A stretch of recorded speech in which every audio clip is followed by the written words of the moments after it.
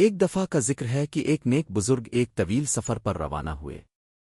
راستے میں ان کی ملاقات ایک ایسے شخص سے ہوئی جو ایک ویران جھونپڑی میں اکیلا رہتا تھا۔ وہ شخص جسمانی طور پر بہت کمزور تھا، اس کی دونوں ٹانگیں مفلوج تھیں، وہ دیکھ بھی نہیں سکتا تھا، اور اس کے پاس کھانے پینے کے لیے بھی کچھ خاص نہ تھا۔ لیکن وہ بزرگ یہ دیکھ کر حیران رہ گئے کہ وہ شخص ہر لمحہ اپنی زبان سے یہ الفاظ ادا کر رہا تھا: اے اللہ!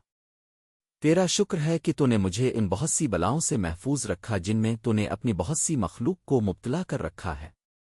بزرگ اس کے پاس گئے اور حیرت سے پوچھا: اے بندہ خدا! تم کس بات پر اللہ کا شکر ادا کر رہے ہو؟ تمہاری تو آنکھیں بھی نہیں ہیں، تم چل بھی نہیں سکتے، اور تمہارے پاس پہننے کو ڈھنگ کے کپڑے تک نہیں ہیں۔ تمہاری زندگی میں ایسی کون سی نعمت ہے جس پر تم اتنے خوش ہو؟ وہ معذور شخص مسکرایا اور بڑی خوبصورتی سے جواب دیا: اے مسافر! کیا اللہ نے مجھے ایک ایسی زبان نہیں دی جو اس کا ذکر کر سکے؟ کیا اس نے مجھے ایک ایسا دل نہیں دیا جو اس کی یاد میں دھڑک سکے؟ دنیا میں کتنے لوگ ایسے ہیں جن کے پاس سب کچھ ہے لیکن ان کے دل اللہ کی یاد سے خالی ہے۔